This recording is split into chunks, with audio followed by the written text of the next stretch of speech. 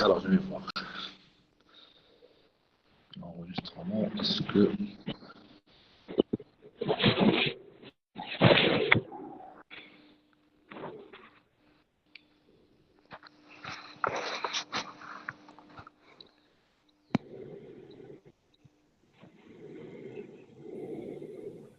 Oui, monsieur. Voilà, donc on va commencer par cet exercice. Après, on va faire le 6 et puis on va revenir sur l'exercice 4 parce que l'exercice 4 il est plus long et il demande plus de discussion. On va le laisser en dernier. Donc, ici, vous essayez de faire cet exercice, exercice 5.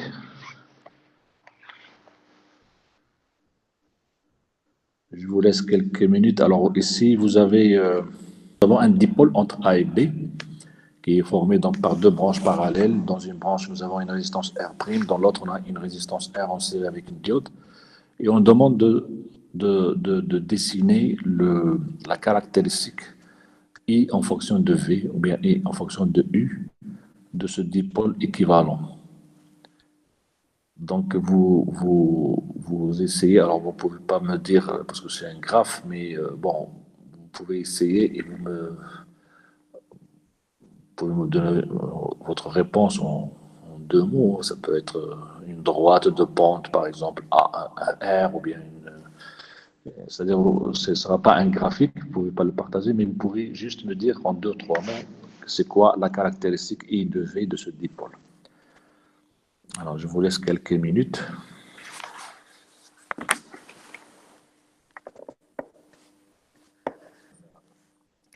Donc, j'essaie de lire d'abord vos réponses.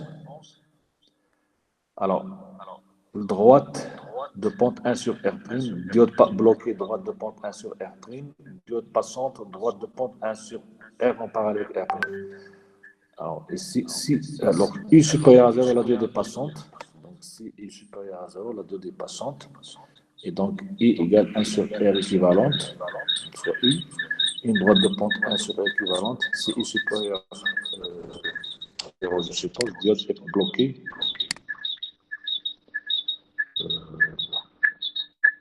Je crois que vous voulez dire que I est inférieur à 0, diode est bloquée. Et donc, I sera égal à 1 sur la caractéristique I de V.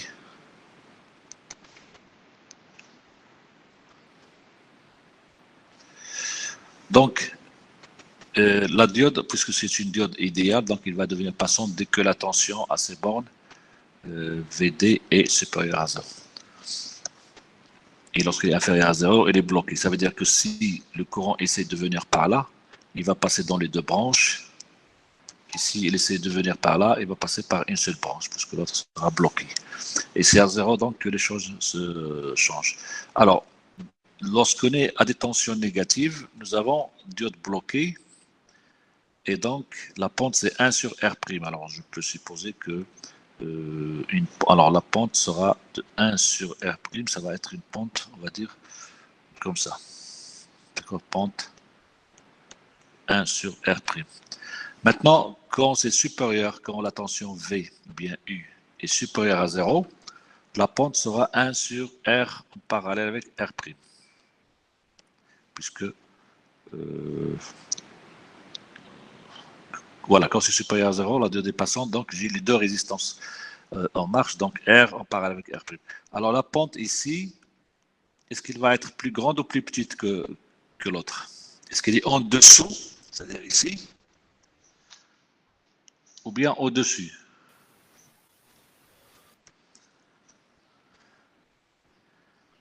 Je pense au-dessus. Au-dessus. Au-dessus. Comme ça. Est-ce que vous êtes d'accord les autres? Bon. Alors, qu'est-ce qui est plus grand? 1 sur R' ou 1 sur R en parallèle avec R'? 1 sur R'. Alors, qu'est-ce qui est plus grand? R' ou R' en parallèle avec R? Ici, ça dépend R'. R'. C'est R' qui est plus grand. Si je mets une résistance en parallèle, R' est plus grand que R en parallèle. Donc R' c'est plus grand. Donc 1 sur R' c'est plus petit. D'accord? Donc voilà, la pente ici va être, donc ici la pente est plus grande, donc elle va être au-dessus. D'accord? Hein, c'est-à-dire, c'est juste pour avoir une image un peu qui représente un peu plus ou moins la réalité. Donc, on n'a pas les valeurs exactes, mais bon, on sait que la pente ici il va être plus grande. Donc, voilà la caractéristique de ce dipôle. Donc, c'est bien à 0 que les choses changent. D'accord? Puisque ici, on est avec une diode idéale. Ça veut dire que dans un sens, on a une résistance, dans l'autre sens, on a les deux résistances. Oui? Monsieur, si la résistance est inférieure à 1, par exemple, 1 demi, par exemple, 0,5. 0,5. Oui, Alors, j'ai une résistance R. J'ajoute une résistance ici. Si vous prenez 0,1 par exemple. Donc, les deux en parallèle, R en parallèle 0,1, c'est plus petit que R. Parce que le courant, il va passer par là, il ne va pas passer par là. C'est comme un court-circuit. D'accord? Donc, j'ai une résistance. Donc, le courant passe par cette résistance. Si j'ajoute un autre chemin, donc une autre résistance, donc une partie va passer par là, et il y a un autre chemin, donc ça facilite le passage de courant. Donc, la résistance diminue. C'est la conductance qui augmente, c'est l'admittance qui augmente. Je donne un nouveau chemin, donc je facilite le passage de courant, donc il y a moins de difficultés pour le courant, ça veut dire qu'il y a moins de résistance. D'accord? Donc, R1 en parallèle avec R2, c'est inférieur à R1 et inférieur à R2. Quand je veux diminuer une résistance, j'ajoute une autre en parallèle. Hein? Par exemple, quand vous voulez faire, si vous voulez faire une résistance de 1 kg et que vous n'avez que des résistances de 2 kg, donc qu'est-ce que vous faites? Vous prenez deux résistances de 2 kg, vous les mettez en parallèle. Si je veux augmenter la résistance, je les mets en série. Hein, si j'ai que des résistances de 1 kg et que je veux une résistance de 10 kg, je vais mettre 10 en série. Si j'ai de grandes résistances et que je veux une faible résistance, je les mets en parallèle, comme ça je diminue la résistance. Donc, dans un Est-ce que le sens... cas pour les impédances? Pardon? Pardon? Est-ce que le cas pour toutes les impédances? Alors, dans les impédances, parce que l'impédance, c'est quoi? L'impédance, c'est vous avez une résistance et vous avez un déphasage avec. C'est-à-dire que si vous avez un courant comme ça, si je mets une résistance pure, par exemple, ça va le diminuer, ça va faire ça. Mais si je mets une résistance, une impédance donc avec un nombre complexe, ça va le diminuer, mais ça va le déphaser. Donc, si on prend l'ensemble au niveau de l'amplitude, ça a diminué. Mais si je regarde ça instantanément, c'est pas toujours diminué parce que si vous prenez ici, ça a augmenté à un instant. C'est-à-dire qu'il y a un déphasage avec. Donc, c'est pas. Donc, mais si je prends uniquement la valeur absolue, c'est-à-dire si je ne regarde pas le décalage dans le temps, je vais dire que ça va diminuer. D'accord. OK. Alors, on passe le schéma suivant ou l'exercice suivant. Alors ici, donc, nous avons une diode toujours idéale. Alors, idéale, c'est pour rendre les analyses plus simples, mais ça reste presque la même chose si on ajoute les 0,7. Donc ici, on a toujours une diode idéale. Maintenant, elle est mise en série avec une pile de force électromotrice E0. Donc ici, c'est E0. Hein, donc vous complétez si ça ne s'ouvre pas. Et de résistance R. Le tout est mis en parallèle avec un générateur de Norton. Donc ici, nous avons un générateur de courant. De courant électromoteur I0. Donc ici j'ai un générateur de courant qui fournit un courant I0. Donc déterminer la caractéristique I de V ou bien I de U.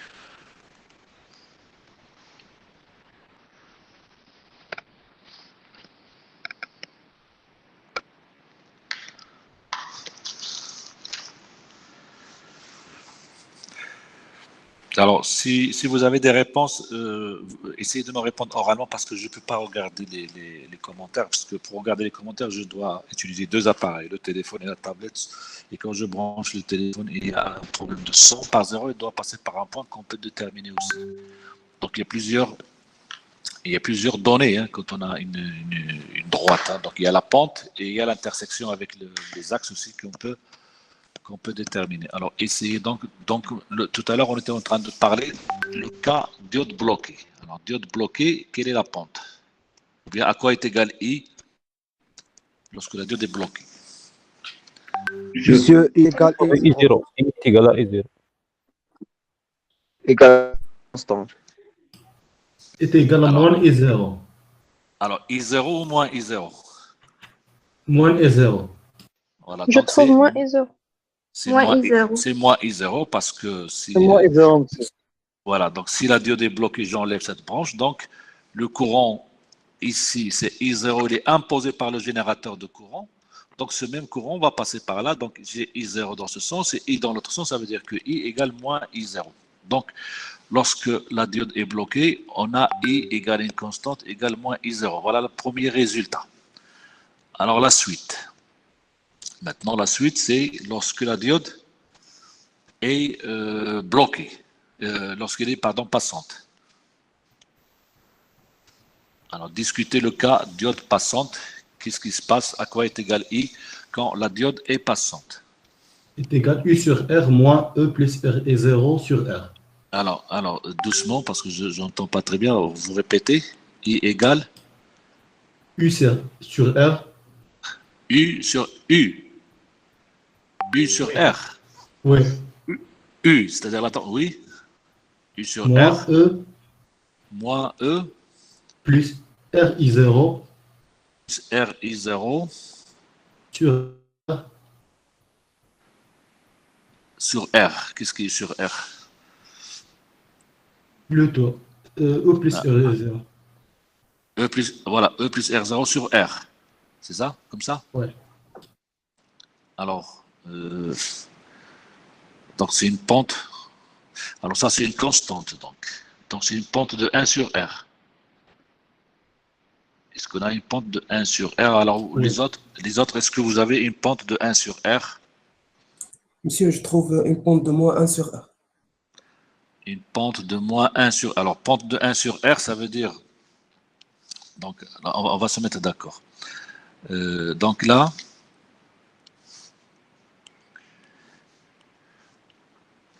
Dans un premier temps, lorsque la diode est bloquée, on a I en fonction de U qui est égal à moins I0. Alors, par exemple, I0 c'est ça, moins I0 c'est ça. Donc, mais bon, là je les représente sur tout le domaine, mais ça va être juste... Après, on va enlever le domaine qui n'est pas valable. C'est-à-dire, on va voir juste quand est-ce que la diode est bloquée. Maintenant, si vous dites que nous avons une pente de 1 sur R, ça veut dire que vous avez une droite comme ça. Si vous dites une pente de moins 1 sur R, ça veut dire que c'est une droite comme ça. D'accord? Donc, il y en a qui trouvent plus 1 sur R, il y en a qui trouvent moins 1 sur R. Alors, on peut essayer. Alors, est-ce que ça marche l'enregistrement? Oui, c'est bon. Donc ici, nous avons dit la diode est passante. Alors ça, c'est la proposition de votre camarade. Alors, on revoit l'ensemble. Voyons ensemble ce qui se passe. Alors, si la diode est passante, donc diode idéale, elle va être remplacée par un fil. Donc, je vais avoir le courant I, tiré par le point A. Et si la diode devient un fil, j'ai le générateur E0 dans ce sens. J'ai une résistance R. Et j'ai ici le générateur de courant qui fournit un courant. Donc ici, j'ai I0. Et voilà, et donc le courant I va se trouver ici. Et la tension U, on va l'avoir ici. Donc ici, j'ai une branche avec un courant petit I. Ici, j'ai un courant I0. Donc ici, j'ai un autre courant. Alors je vais l'appeler par exemple I'. Donc chacun sa manière. Donc si je regarde la tension U ici, c'est la tension de là, de ce point jusqu'à ce point-là. Alors si je passe par là, je ne peux pas savoir, je connais le courant, mais je ne peux pas connaître la tension. Mais si je pars par là, c'est cette tension plus cette tension. Donc U, c'est égal à R fois I' plus E0. D'accord? Et I', on sait ce que c'est. I', donc j'ai un nœud ici. I', alors I' c'est... alors I' plus... Non. I0 plus I est égal à I'. Donc, c'est-à-dire le courant qui arrive par là, plus le courant qui arrive par là, ça donne I'. Donc, I', c'est égal à I plus I0. D'accord? Donc, je peux le remplacer ici. Ça va faire U égale R, facteur de I plus I0, plus E0, ou bien U égale RI plus RI0 plus E0. Alors, ça, c'est une constante. Donc, on peut dire que U moins cette constante qui est E0 plus RI0 sur R est égal à I. Voilà, donc ça rejoint, est-ce que c'est la même chose que, donc c'est U sur R moins E plus R0 plus R, donc voilà, donc c'est exactement la même chose que ce qu'on a ici, ce que vous a trouvé votre camarade. Donc notre fonction I, c'est égal U, on peut l'écrire comme ça, ou bien comme l'a écrit votre camarade. Donc la pente, ça va être 1 sur R, donc E sur R moins E0 plus R I0 sur R. Donc ça c'est une constante. Ça, c'est une constante ici. Donc la pente, c'est 1 sur R. Ça veut dire que sur la caractéristique, ça va être quelque chose de positif. Mais là, il ne va pas passer par 0 puisque j'ai une constante ici. Donc, elle va monter. Mais qu'est-ce qui reste à savoir? Donc, lorsque la diode est passante, on peut l'écrire ici. Quand la diode est passante, nous avons I égale, donc on a dit U sur R, moins une constante qui est E plus R I0 sur R. Alors maintenant, il faut savoir quand. C'est-à-dire quand est-ce qu'on a la diode bloquée, quand est-ce qu'on a I également I0, quand est-ce qu'on a ça. Comment on peut faire, comment on peut, quelle est la méthode à votre avis qu'il faut faire? On détermine et le courant qui passe par la résistance, R, et puis on va voir quand est-ce que le courant qui passe dans la diode, quand est-ce que ID, le courant qui passe dans la diode, est supérieur à 0. Et le courant qui passe dans la diode, c'est I'. D'accord? Donc on avait noté I'. Voilà, c'est là le courant qui passe dans la diode. Donc il faut voir quand est-ce que I' est supérieur à 0. Alors, revenons à I'. Alors, j'ai la formule ici. Donc, U, puisque c'est U qui varie. D'accord? U qui varie on va dire, de moins l'infini à plus l'infini théoriquement, mais dans la réalité, c'est entre moins 5 plus 5, moins 10 plus 10. Donc, on va voir I' en fonction de U pour savoir pour quelle valeur de U, I' sera supérieur à 0. Donc, c'est égal à RI' plus E0. Donc, I' c'est égal à U moins E0 sur R. Ça veut dire que I' est supérieur à 0 lorsque U est supérieur à E0. D'accord? Donc, on va dire que la diode est passante quand U est supérieur à E0. La diode est bloquée quand U est inférieur à E0. Ou bien, lorsque U est inférieur à E0, donc de moins l'infini jusqu'à E0, nous avons I égale moins I0.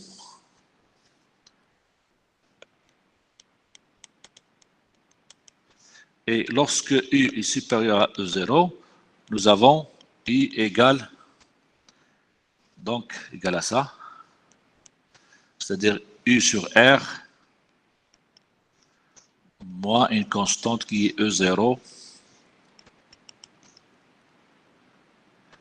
plus RI0 sur R. Donc maintenant, on connaît presque tout. Donc si on veut tracer notre caractéristique,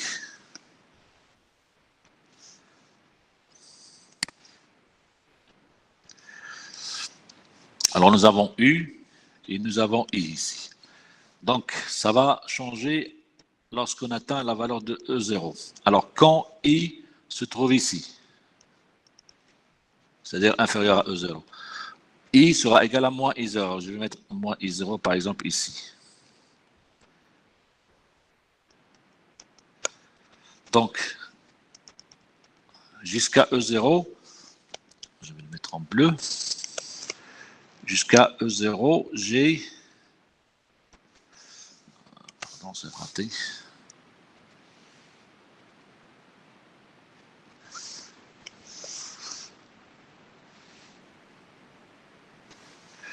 Donc,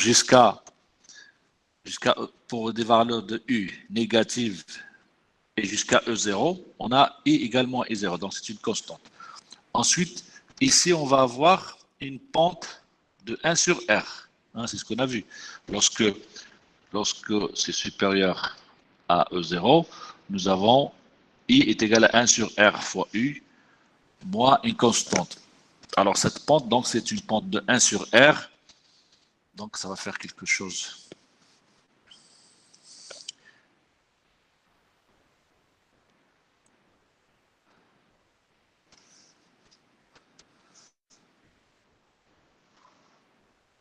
Un peu comme ça. Est-ce que je peux calculer ce point-là, par exemple? Il est la valeur de U.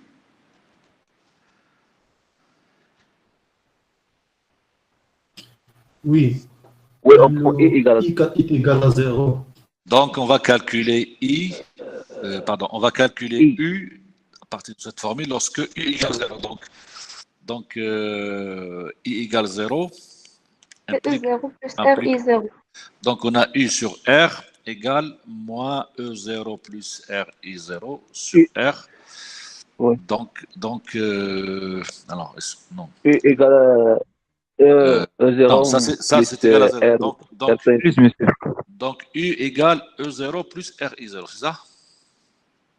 Oui, monsieur, c'est ça. Ça veut dire que cette distance-là est égale à RI0. Voilà. Donc le point ici, ça correspond à E0 plus RI0. Donc on a exactement tout ce qu'il faut. Voilà, donc ici, la diode est bloquée. Et ici, la diode est passante. Voilà donc comment on peut raisonner dans ce genre de... C'est-à-dire que il y a toujours un peu de mathématiques, les pentes, les calculs des équations, l'équation de droite, etc. Mais toujours raisonner sur la diode bloquée, voilà ce que ça donne, diode passante, voilà ce que ça donne. C'est-à-dire on a deux états, donc on a deux calculs à faire, on a deux états à prendre en considération. Et après, il faut voir quand est-ce qu'on a le premier cas et quand est-ce qu'on a le deuxième cas. Toujours, c'est à peu près la même chose que lorsqu'on a fait avec les limiteurs de signaux, quand on a vu qu'on a tracé les caractéristiques VS en fonction de V. Donc, on peut tracer les caractéristiques I en fonction de U, on peut tracer tension de sortie en fonction de tension d'entrée, c'est toujours la même chose. Et c'est le même type de raisonnement. Alors, est-ce que vous avez des questions? Alors là, je suis sur l'ordinateur, donc je peux voir. Oui. Si Oui. on remplace notre générateur de courant avec un générateur de tension, C'est-à-dire que si je mets ici un générateur de tension, au lieu là, de générateur. Oui, oui, c'est ça. alors dans ce cas-là, je vais avoir la tension U, c'est toujours égal à E, puisque E impose une tension, quel que soit l'état de la diode.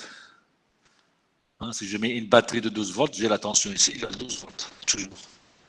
Qu'elle soit passante, qu'elle soit bloquée, parce que j'ai un générateur de 12 volts. Comme ici, j'ai toujours I0, le générateur de courant impose un courant, mais la tension, je ne sais pas, à chaque fois, elle change.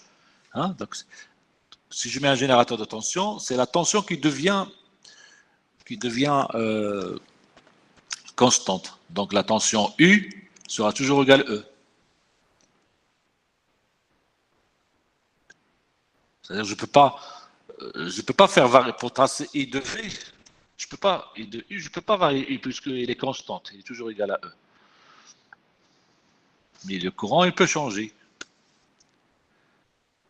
Ça dépend de... Bon, si c'est ouvert ici, ça dépend. Le courant il y a un courant qui va tourner ici. Ça dépend de la résistance. Mais bon, en tout cas, là, j'ai une tension constante. Je ne peux pas parler d'une caractéristique I de V parce que ici, je ne peux pas faire varier V. D'accord, merci, monsieur. D'accord. Monsieur, Mais de toute façon, on peut faire plusieurs changements. On peut ajouter une résistance. Si je mets un générateur de tension, je peux ajouter une résistance. Je peux inverser la diode. Je peux mettre une autre diode ici. En tout cas, c'est le même. C'est-à-dire, c'est un petit calcul à faire, comme on vient de le faire. Le principe, c'est le même, mais bien sûr, les équations vont changer. C'est tout. monsieur, Hein, oui. concernant le point de fonctionnement, est-ce qu'on peut le déterminer dans cet exercice? Le courant de fonctionnement. Le point de fonctionnement, monsieur. C'est quoi le courant de fonctionnement? C'est pas Elle a dit courant. le point de fonction. Le point de fonctionnement. Il a dit le point de fonction. Donc, le point de fonctionnement. Alors, ici, j'ai donné un dipôle, hein, comme lorsqu'on a fait la diode. Comme dipôle, on a vu que sa caractéristique I de V, c'était quelque chose comme ça. Après, le point de fonctionnement, il se trouve quelque part ici, selon la valeur que je donne. Si je fixe la valeur V à 5 volts, je vais avoir un courant. Bon, on ne peut pas avoir 5, on peut avoir, puisque c'est limité à 0,7. Donc, si je mets une résistance et un générateur que je fais, si je choisis une valeur 12 volts 1 kg, je vais avoir donc une valeur de la tension et une valeur de courant et je détermine le point de fonctionnement. Alors ici, pareil, alors si vous faites un générateur, par exemple ici je ne sais pas, de 5 volts, alors le point de fonctionnement, il suffit d'arriver ici, voir 5 volts où ça se trouve, et vous allez dire, voilà le point de fonctionnement où ça se trouve. D'accord? Si j'applique U égale 5 volts, voilà, I à quoi est égal. Si vous donnez U égale moins 5 volts, donc l'autre point de fonctionnement se trouve ici, ça veut dire que votre courant c'est moins I0 et votre tension c'est moins 5 volts. Donc c'est vous qui fixez le point de fonctionnement. C'est-à-dire c'est un dipôle et je veux l'utiliser. Donc je vais par exemple mettre un générateur et je choisis par exemple 3 volts. Je vais voir 3 volts où se trouve. Alors si ça se trouve ici, ça se trouve ici, ça dépend des valeurs de I et de I0 aussi. Donc, si 3 volts se trouve ici, ça veut dire que mon point de fonctionnement se trouve ici. Si le 3 volts se trouve ici, donc mon point de fonctionnement se trouve ici. Si 3 volts se trouve ici, mon point de fonctionnement est ici. Donc, le point de fonctionnement, c'est la valeur de V et la valeur de I. D'accord? Donc, je connais toutes les possibilités. C'est tout ça. Et si je choisis de travailler à un seul point, c'est ça le point de fonctionnement. D'accord, merci. C'est le point de polarisation, c'est-à-dire je polarise mon circuit, j'applique une tension ici, c'est-à-dire je mets par exemple un générateur, voilà, 5 volts, donc je choisis U égale 5 volts, et dans ce cas j'ai I égale, alors je calcule I, hein, si j'ai une valeur de R et une valeur de 0, je peux donc calculer I, et voilà, je dis voilà, U0 c'est 5 volts, I0 c'est, etc., une valeur donc en milliampères par exemple. Donc, c'est ça le point de fonctionnement. Donc, c'est-à-dire, j'ai la caractéristique, je peux choisir de travailler ici, je peux choisir de travailler ici, donc ça dépend de ce que je veux faire. OK. C'est comme la résistance aussi. Dans une résistance, I de V, c'est une droite comme ça. Et le point de fonctionnement, c'est un point qu'on peut le faire fonctionner ici, on peut la faire fonctionner ici, donc on peut choisir n'importe quel point sur la droite. On ne peut pas se trouver ici. C'est-à-dire, je ne peux pas appliquer une tension qui donne cette valeur V0 et qui va me donner ce courant. Si je fais cette valeur de tension, voilà le courant que je peux avoir. Je ne peux pas avoir un point de fonctionnement ici. Le point de fonctionnement se trouve sur la caractéristique, forcément. Là aussi, c'est pareil. Les points de fonctionnement appartiennent à ces deux caractéristiques ici. C'est pour ça qu'on l'appelle point de fonctionnement, c'est-à-dire là où on fait fonctionner notre circuit. Ou bien point de polarisation, parce qu'on polarise notre circuit pour avoir ce point. Ou bien point de repos, c'est-à-dire quand on polarise, le système se trouve par exemple à ce point-là, donc il est au repos tant qu'on n'a pas ajouté un signal variable. Si on ajoute un signal sinusoïdal, il se peut que le signal va se mettre à osciller. Hein, donc on va avoir la tension qui va se mettre à osciller, le courant qui va se mettre à osciller autour de ce point de repos. Donc on a un point de repos et autour de lui, il y a des petites variations delta X et delta Y, delta V et delta I. OK? Monsieur, Oui? D'accord, merci, monsieur. pourquoi dans l'exercice précédent, on Oui. s'est contenté à dire que lorsque la tension est positive, la diode devient passante. Par contre, dans cet exercice, nous avons calculé le point E0. Oui, parce que dans le premier exercice, les choses étaient très simples, ça se voit à l'œil. Mais si on ne peut pas le voir, on peut faire la même chose. D'accord? Ici, dans le deuxième exercice, c'était plus compliqué. Déjà, quand on a discuté du cas diode bloqué, on a mis du temps pour découvrir que c'était une constante et après pour comprendre que ça peut être I0 ou moins I0 avant de décider que c'est moins I0. On avait besoin de discuter les choses. Ici, dans le premier, bon, c'est pas le cas, mais on peut faire la même chose. C'est-à-dire, là, on va dire que la diode est bloquée. Donc, bon, I' égale 0. Donc, mon dipôle devient le suivant.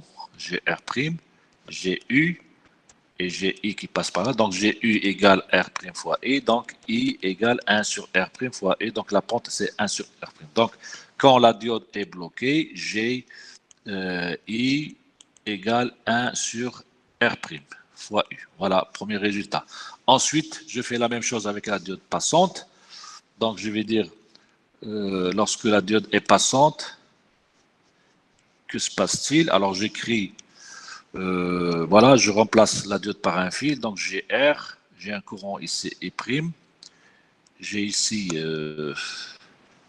R, bon je vais l'appeler I, bon je vais l'appeler I1, et celui-là je vais l'appeler I2 par exemple, et donc j'ai I ici, et dans ce cas-là j'ai U, je vois bien que U est égal à R en parallèle avec R' fois I, donc I est égal à 1 sur R en parallèle avec R' fois U, donc lorsque la diode est passante, nous avons I égale 1 sur R en parallèle avec R' multiplié par U. OK. Ensuite, je pose la question, quand j'ai ceci et quand est-ce que j'ai cela? Alors, c'est-à-dire quand est-ce que I1 est supérieur à 0? Donc, on regarde I1. Alors, je vois bien que lorsque la diode est passante, ici, cette tension qui est U, elle est en même temps égale à R fois I1. D'accord?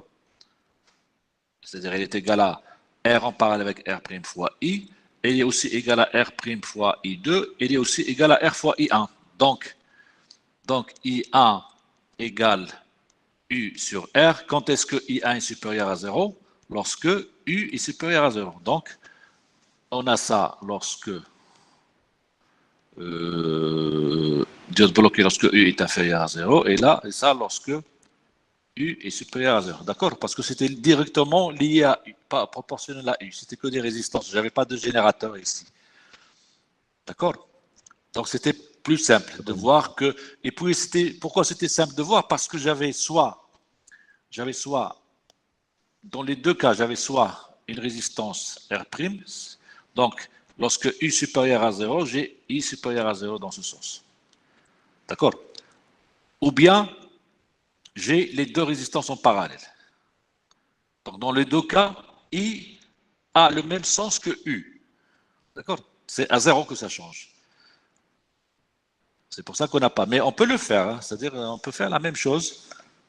Et bien sûr, le résultat sera le même. Donc ici, j'ai une pente de 1 sur R' quand la diode est bloquée, une pente de 1 sur R en parallèle avec R' quand la diode est passante. Et la diode, elle est bloquée quand U est inférieur à 0. Et elle est passante lorsque U est supérieur à 0. Donc ici, les choses se changent à 0. Voilà. Merci, monsieur. C'est bon? Alors, on peut passer à l'autre exercice. Alors, l'autre exercice, alors, où est-ce qu'il est cet exercice? Voilà. Alors, celui-là, il nécessite beaucoup de discussion. Mais c'est très intéressant comme exercice.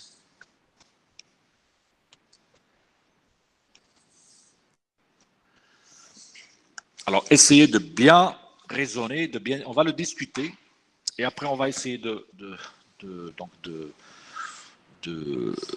trouver les résultats, c'est-à-dire de voir comment VS varie en fonction de VE.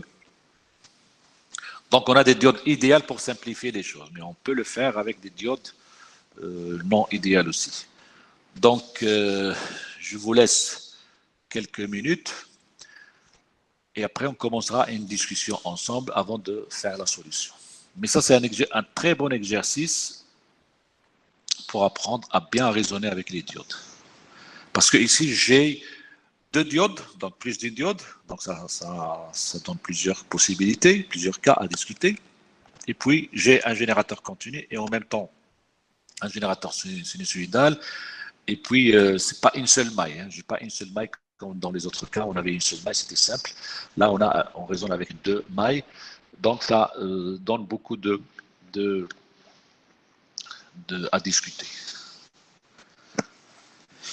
Alors, je vous laisse quelques minutes. Bon, il est quelle heure là? Il est. Alors, il est presque 11 heures. Ce qu'on va faire, parce que comme on a commencé en retard, on ne va pas prendre la pause maintenant. On va continuer, mais en même temps, on va finir un peu plus tôt que d'habitude parce que j'ai des choses à régler à la fin de l'échange. Donc, on va continuer. Alors, je vais vous laisser pendant 5 à 10 minutes parce que je vais en même temps chercher des trucs au département, mais vous essayez donc de faire, si vous avez des questions ou des commentaires, vous les laissez sur le chat. Maintenant, je peux voir le chat. Comme ça, quand je retourne dans 5 à 10 minutes, je les trouverai.